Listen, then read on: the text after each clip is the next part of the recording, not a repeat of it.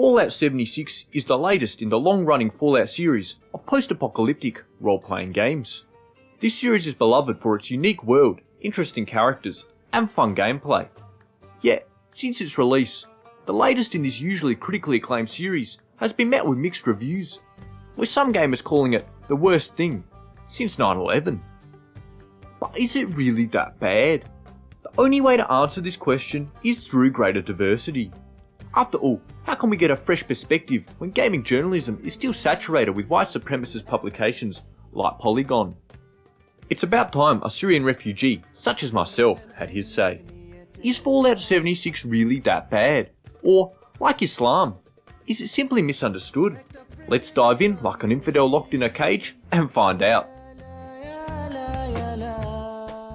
Fallout 76 takes place in an alternate universe, where Saddam Hussein's weapons of mass destruction were real, and he used them to nuke the US and Israel. Taking place early in the Fallout timeline, you play as a member of Vault 76, one of the first vaults to open. From here, your path is up to you. Will you follow the will of Allah, or fall prey to Western decadence? While previous games in the series used NPCs to give out quests, Fallout 76 changes things up by removing these characters. Instead, you receive quests from notes, computer terminals, and Holocaust tapes. This changes the way the story is delivered, from one where you become invested in characters, learning their personalities, histories and drives, to one where you read some words on a screen. I enjoyed this new means of storytelling, as it reminded me of my youth, where I would avoid speaking to infidel children and instead read the Quran. However, the story is not without its flaws. There is a serious lack of Muslim character representation here, with not one Muslim NPC in the entire game.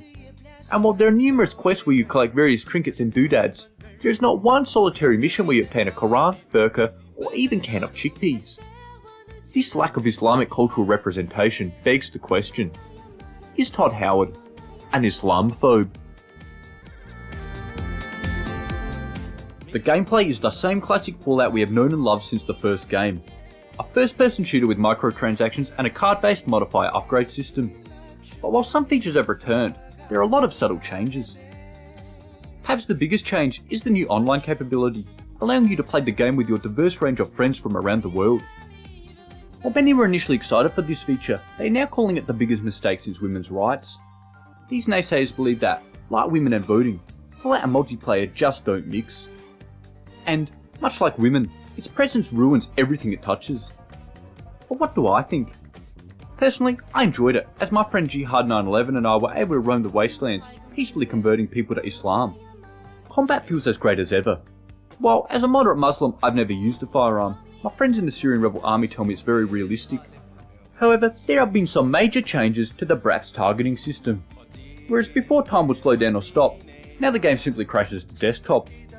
I like this new approach, as it allowed me to catch up on my call to prayer while I waited for the game to boot up again.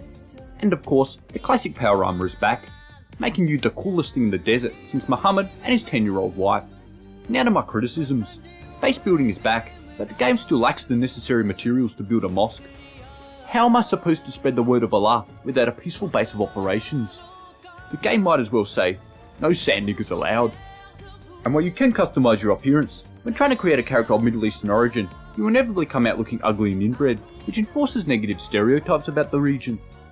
Upon death, you are reincarnated into the location of your demise. I found the enforcement of this infidel belief highly problematic, and while I searched for a 72 virgins upon death option in the menus, it was nowhere to be seen. I am highly fearful of the effect this gameplay element may have on young Muslims.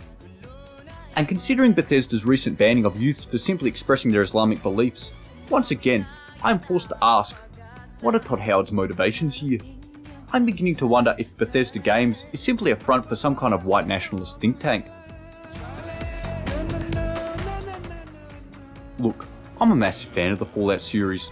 I've been playing them since the first game, Fallout 3.